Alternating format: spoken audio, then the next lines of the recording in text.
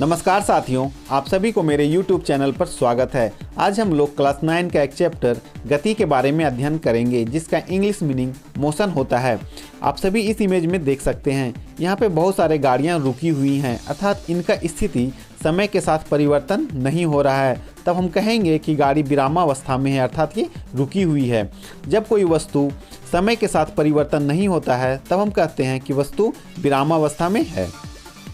विरामावस्था, कोई वस्तु विरामावस्था में तब कहलाएगी जब उसकी स्थिति एक बिंदु के सापेक्ष कोई बदलाव न हो रहा हो, अर्थात उसका स्थिति परिवर्तन नहीं हो रहा हो, अर्थात एक ही जगह पे हो, तो हम कहते हैं कि वस्तु विरामावस्था में होता है।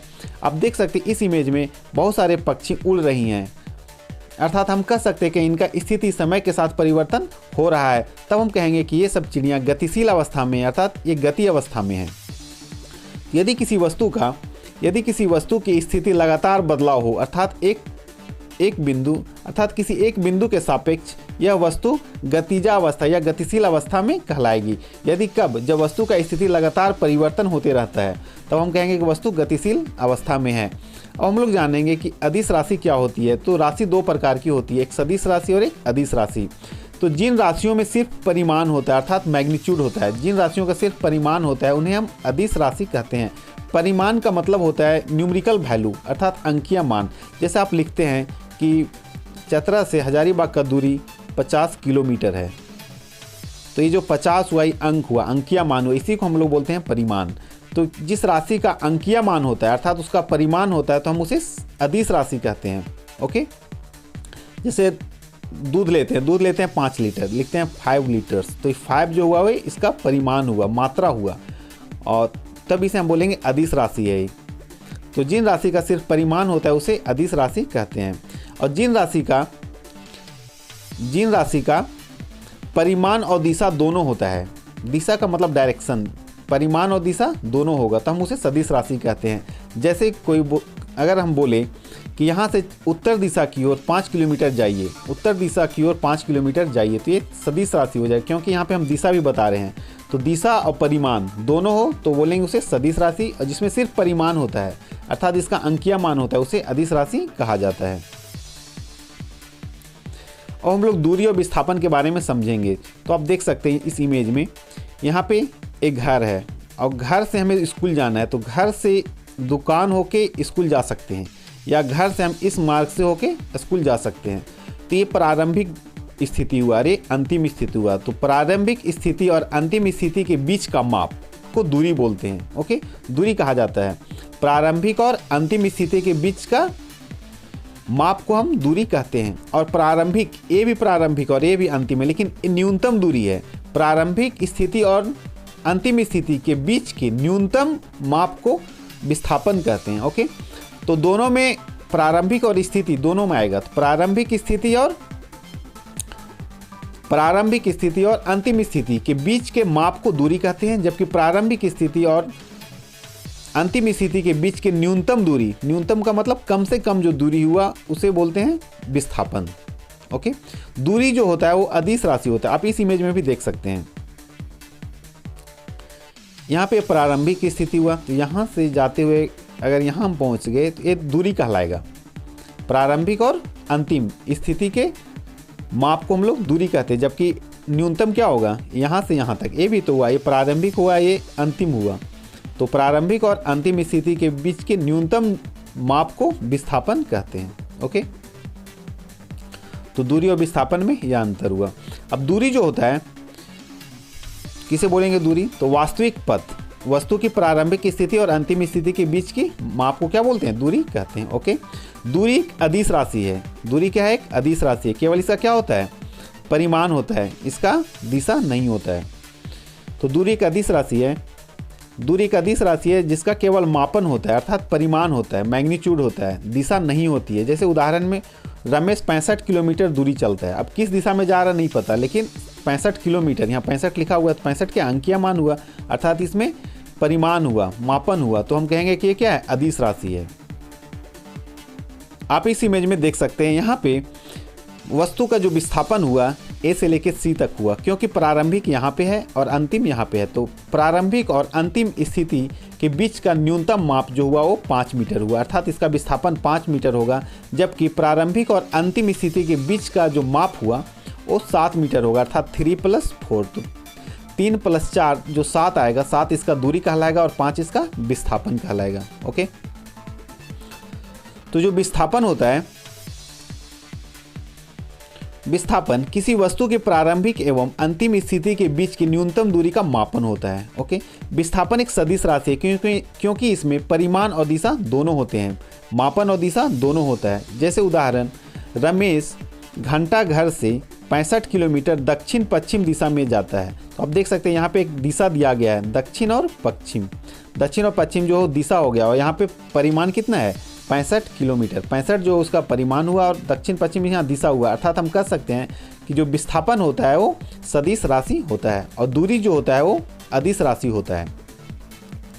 ओके, अब हम लोग यहाँ पे विस्थापन, दूरी और विस्थापन में अंतर देखेंगे। तो अभी हम लोगों ने अध्ययन किया कि वास्तविक पथ जो वस्तु की प्रारंभिक स्थिति और अंतिम स्थिति के बीच चलती है का माप, प्रारंभिक और अंतिम स्थिति के बीच का जो माप होता है वो दूरी कहलाता है। और विस्थापन क्या कहलाता है कि विस्थापन स्थिति की प्रारंभिक और अंतिम स्थिति के बीच की न्यूनतम दूरी को क्या कहते हैं, तो विस्थापन कहते हैं। तो यहाँ पे न्यूनतम दूरी लगा रहेगा, इसमें न्यूनतम नहीं होगा, जैसा आप इस इमेज में देख सकते हैं। यहाँ पे डिस्प्लेसमेंट, विस्थापन को अंग्रेजी में डिस्प्लेसमेंट कहते हैं। तो जैसे आप देख सकते हैं यहाँ पे जो डिस्टेंस होगा ए से लेके बी तक, तो ये दूरी कहलाएगा, अर्थात यहाँ से यहाँ तक इसका ये दूरी कहलाएगा। जबकि न्यूनतम दूरी यहाँ से यहाँ तक होगा। तो जो न्यूनतम माप हुआ वो विस्थापन हुआ और जो कंप्लीट अर्थात संपूर्ण मार्ग का लंबाई हुआ वो दूरी कहलाएगा। अभी हम लोगों ने अध्ययन किया कि जो दूरी होता है वो अदिश राशि होता है, जबकि जो विस्थापन होता है वो सदिश राशि होता है। ओके, दूरी हमेशा धनात्मक होती है और ये कभी भी जीरो और ऋणात्मक नहीं हो सकती। जब भी दूरी होगा तो क्या होगा, धनात्मक होगा। जैसे हम बोलते हैं 5 किलोमीटर जाना, तो 5 किलोमीटर, तो 5 क्या होता है, हमेशा ये प्लस में होगा, अर्थात ये धनात्मक होगा। जबकि जो विस्थापन होता है यह धनात्मक भी हो सकता है, ऋणात्मक भी हो सकता है और शून्य भी हो सकता है। तो हम लोग इसे समझेंगे कि धनात्मक कब होगा, ऋणात्मक कब होगा और ये शून्य कब होता है। तो जैसे आप इस इमेज में देख सकते हैं, यहाँ पे सोनबीघा स्कूल है, ये सोनबीघा स्कूल है, ये गंधरिया स्कूल है। अगर कोई बच्चा सोनबीघा स्कूल से गंधरिया स्कूल की ओर जाता है तो यहाँ पे जो दूरी और विस्थापन दोनों समान होंगे, क्योंकि प्रारंभिक यहाँ पे सोनबीघा स्कूल होगा और इसका अंतिम स्थिति गंधरिया स्कूल होगा। ओके, तो यहाँ पे जो विस्थापन हुआ और जो दूरी हुआ दोनों क्या होंगे, समान होंगे। अगर बच्चा गंधरिया स्कूल से पुनः अपना सोनबीघा स्कूल चलाता है, मतलब अपना घर के पास चलाता है, गंधरिया से कहाँ चलाया वो, सोनबीघा तक चलाया, मतलब इसका विस्थापन क्या हो जाएगा, यहाँ पे शून्य हो जाएगा। अर्थात बच्चा जहाँ से चला वहीं पे वापस आ गया तो इसका विस्थापन क्या होता है, शून्य होता है। अगर कोई व्यक्ति कुल्लू मोड़ से चतरा जाता है और चतरा से पुनः कुल्लू मोड़ चला आता है तो उसका विस्थापन क्या होगा, शून्य होगा। ओके, अब माइनस में कब होगा, तो बच्चा कहाँ पहुँच गया, सोनबीघा। अब सोनबीघा से अगर वो भोजिया स्कूल चला गया विपरीत दिशा की ओर, तब यहाँ पे विस्थापन क्या हो जाएगा, ऋणात्मक हो जाएगा। ओके, तो आप समझ गए होंगे कि कब कोई वस्तु का विस्थापन धनात्मक, ऋणात्मक और शून्य भी हो सकता है। तो हम कह सकते हैं कि विस्थापन जो होता है वो धनात्मक भी होता है, ऋणात्मक भी होता है और शून्य भी होता है। अब हम लोग देखेंगे दूरी किसी रेखीय पथ में विस्थापन के बराबर हो सकती है, मतलब दूरी और विस्थापन दोनों बराबर हो सकता है। इसका मापन विस्थापन के मापन से अधिक होता है। तो आप देख सकते हैं दूरी जो होता है वो विस्थापन से क्या होता है, अधिक होता है, या तो बराबर होगा या तो अधिक होगा। अब जैसे देखिए कोई बच्चा यहाँ पे, फिर हम समझते इस मैप के माध्यम से कि यहाँ पे सोनबीघा से कोई बच्चा सोनबीघा से गंधरिया स्कूल जाता है और गंधरिया स्कूल से सोनबीघा चलाता है, तो यहाँ पे इसका विस्थापन क्या हो जाएगा, शून्य हो जाएगा। जबकि दूरी क्या हो जाएगा, यहाँ से यहाँ तक का माप और यहाँ से यहाँ तक का माप। सपोज कीजिए कि सोनबीघा से गंधरिया तक का माप 2 किलोमीटर है। ओके, तो जाने में 2 किलोमीटर, आने में 2 किलोमीटर, कुल मिला के 4 किलोमीटर इसका क्या कहलाएगा, दूरी कहलाएगा। जबकि विस्थापन क्या हो जाएगा, शून्य हो जाएगा। तो दूरी अधिक होता है, विस्थापन क्या होता है, उससे कम होता है या बराबर होता है। तो यहाँ पे लिखा हुआ है कि इस इकाई का मापन या तो दूरी के मापन के बराबर होता है या कम होता है। तो विस्थापन दूरी के बराबर होगा या उससे कम होगा। ओके, अब हम लोग देख सकते हैं यहाँ पे एक सवाल बनाने का प्रयास करते हैं, क्वेश्चन को हल करते हैं। यदि कोई वस्तु अर्धगोलाकार पथ पर चल रही है जिसका त्रिज्या 10 मीटर है। यदि प्रारंभिक और अंतिम स्थिति ए और बी है तो उस वस्तु के द्वारा तय किया गया विस्थापन और दूरी क्या होगी, मतलब विस्थापन और दूरी दोनों निकालना है। तो अर्धगोलाकार या अर्धवृत्ताकार यहाँ पे बनाया गया एक फिगर। ओके, यहाँ का इसका त्रिज्या दिया हुआ है 10। तो अब देख सकते हैं यहाँ से यहाँ तक ए प्रारंभिक हुआ और ये अंतिम हुआ, अंतिम स्थिति, ये हुआ आपका प्रारंभिक स्थिति और ये अंतिम स्थिति का जो बीच का जो दूरी है इसे हम दूरी निकालेंगे। तो यहाँ से यहाँ तक ये अर्धवृत्त हुआ। हम लोग वृत्त का परिमाप पढ़ते हैं 2 पाई r होता है, तो अर्धवृत्त का परिमाप होगा पाई r। तो पाई r के माध्यम से हम निकाल लेंगे यहाँ से यहाँ तक का दूरी। तो देखिए इसका पाई r, पाई का मान होता है 3.14, पाई का मान 3.14 और r का वैल्यू यहाँ त्रिज्या दिया हुआ है, त्रिज्या आपका 10 है। जब गुना करेंगे तो यहाँ पे आएगा 31.4 मीटर। ओके, तो देखिए यहाँ जो दूरी होगा वो 31.4 मीटर होगा। ओके, जबकि विस्थापन क्या होगा, तो आप देख सकते हैं प्रारंभिक यहाँ हुआ और अंतिम यहाँ हुआ, इसका बीच का न्यूनतम दूरी, प्रारंभिक ये अंतिम ये, इसका बीच का न्यूनतम दूरी तो 10 और 10 20, अर्थात 20 मीटर क्या हुआ इसका, 20 मीटर इसका विस्थापन हुआ। ओके, अब हम लोग जानेंगे, यहाँ पे आप देख सकते हैं असमान गति और समान गति के बारे में सीखेंगे कि समान गति क्या होता है और असमान गति क्या होता है, या एक समान गति क्या होता है। तो आप देख सकते हैं कि 1 मिनट में यहाँ पे जो डिस्टेंस हुआ वो 10 मीटर चला गया, अगले दूसरे मिनट में यहाँ पे डिस्टेंस क्या हो गया 20 मीटर हो गया, अगले तीसरे मिनट में यहाँ पे दूरी क्या हो रहा है 30 मिनट, मतलब 10-10 मीटर का दूरी बढ़ जा रहा है। अर्थात समय समयांतराल में समान दूरी तय करता है। अगर कोई वस्तु समान समयांतराल में समान दूरी तय करता है तो हम उसके गति को बोलते हैं एक समान गति में। वस्तु क्या है, एक समान गति में चल रहा है। तो एक समान गति कब कहेंगे, एक समान गति यदि कोई वस्तु बराबर दूरी अर्थात समय समान दूरी बराबर समय में पूरा कर लेती तो वह एक समान गति में चल रहा है, यह एक समान गति कहलाता है। तो एग्जाम्पल क्या होगा कि सूर्य के चारों तरफ जो ग्रह का गति है वो एक समान गति है। जैसे देख सकते हैं ये सब एक समान गति का उदाहरण हुआ। सूर्य के चारों तरफ जो अन्य ग्रह का गति है वो एक समान गति है। या फिर पंखे का गति आप देख सकते हैं, यहाँ पे वृत्तीय मार्ग में पंखा क्या हो रहा है, घूम रहा है, तो ये भी एक समान गति का उदाहरण हुआ। क्यों, क्योंकि यहाँ समान समयांतराल में वस्तु समान दूरी तय कर रहा है। आप इस इमेज में देख सकते हैं यहाँ पे क्या है, असमान गति का इमेज दिखाया गया है। तो हम कह सकते हैं कि जो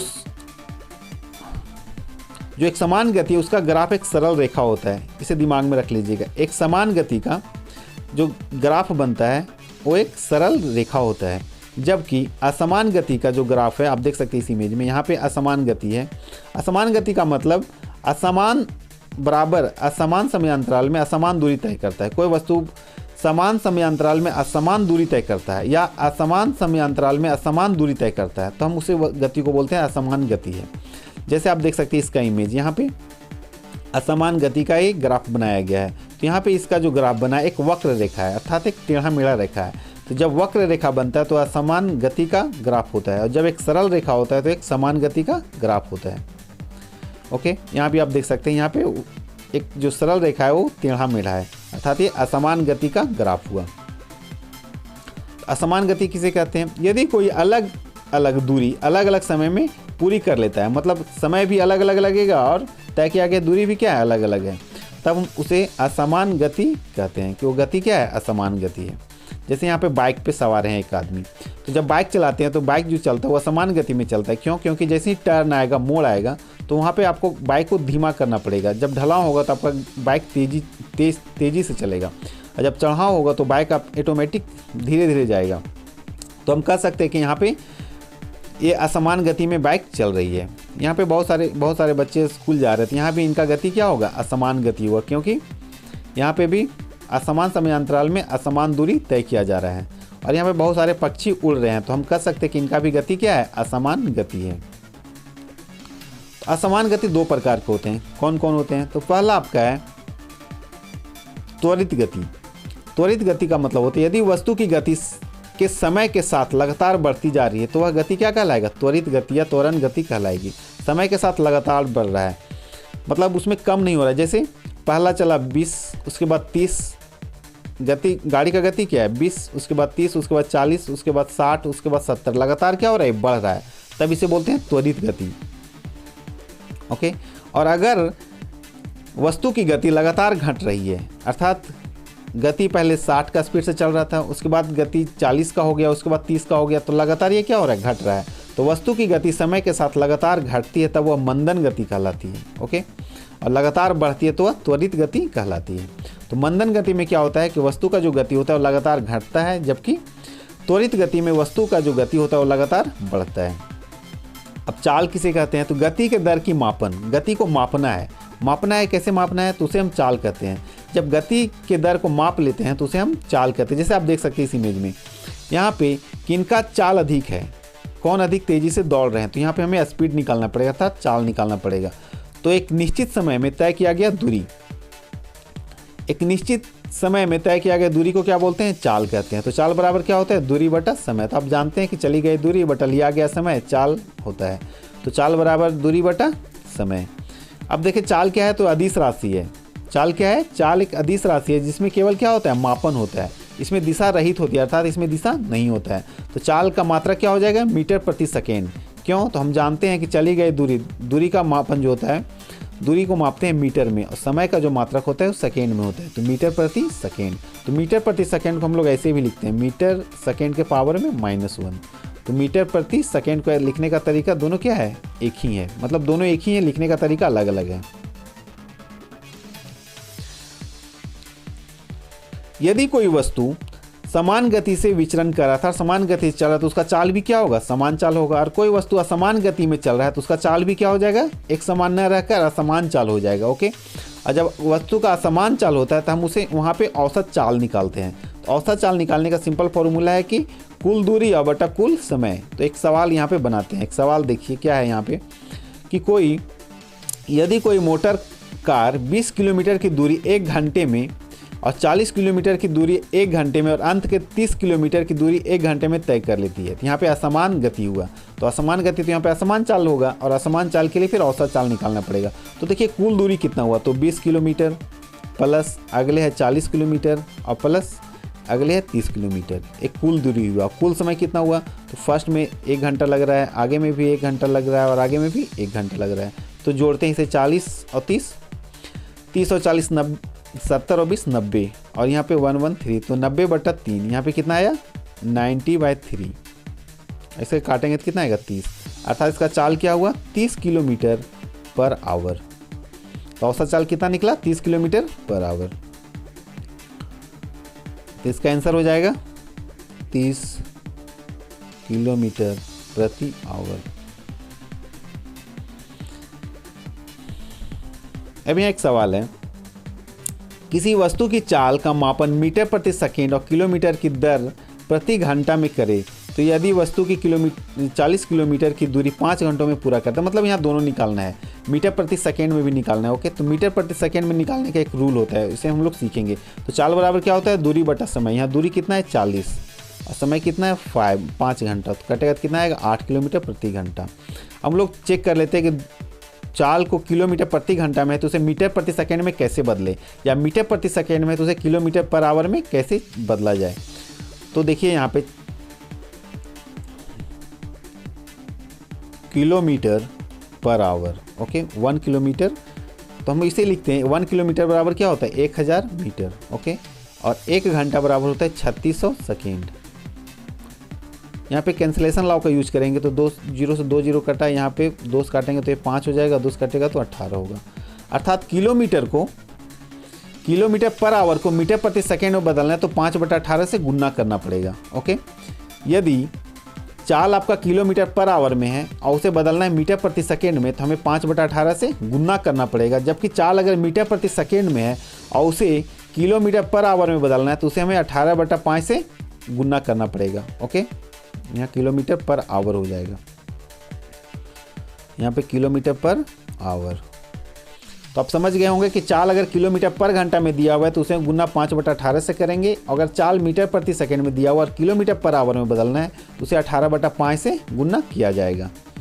तो आप देख सकते हैं यहाँ पे किलोमीटर पर आवर में है तो इसे बदलना किस में 5/18 से। जब इसे 5/18 से हम गुना करेंगे तो कितना आएगा 40/5 है, इससे हमें 5/18 से गुना करेंगे, 5 से 5 कटेगा 40/18, जब भागा देंगे तो कितना आएगा 2.22 मीटर प्रति सेकेंड।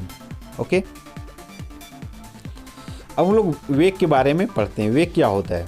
तो हम लोगों ने देखा अभी कि चाल क्या होता है, तो एक निश्चित दिशा में तय की गई दूरी को चाल कहते हैं, जबकि वेग जो होता है वो एक निश्चित समय में, चाल क्या होता है, एक निश्चित समय में तय किया गई दूरी को चाल कहते हैं, जबकि एक निश्चित दिशा में, एक निश्चित दिशा के चाल को वेग कहा जाता है। तो वेग और चाल में बस थोड़ा सा अंतर है कि वेग में दिशा निश्चित रहेगा, दिशा दिया रहेगा, जबकि चाल में दिशा दिया नहीं रहता है। तो वेग क्या होता है कि दिशा के साथ चाल के मापन को वेग कहा जाता है। तो वेग बराबर क्या होता है? विस्थापन बटा समय।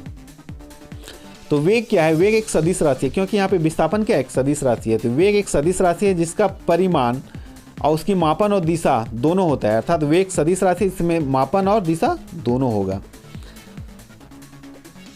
तो औसत वेग निकालने का फॉर्मूला होगा कुल विस्थापन बटा कुल समय। अब इसका मात्रक क्या हो जाएगा? तो हम लोगों ने देखा कि अभी चाल का जो मात्रक होता है वो मीटर प्रति सेकेंड होता है, तो वेग का भी मात्रक क्या हो जाएगा? मीटर प्रति सेकेंड, क्योंकि चाल और वेग में थोड़ा सा अंतर है। चाल में क्या होता है? एक निश्चित समय में तय किया गया दूरी, और यहाँ पे क्या है? एक निश्चित दिशा में, एक निश्चित दिशा के चाल को क्या बोलते हैं? वेग कहा जाता है।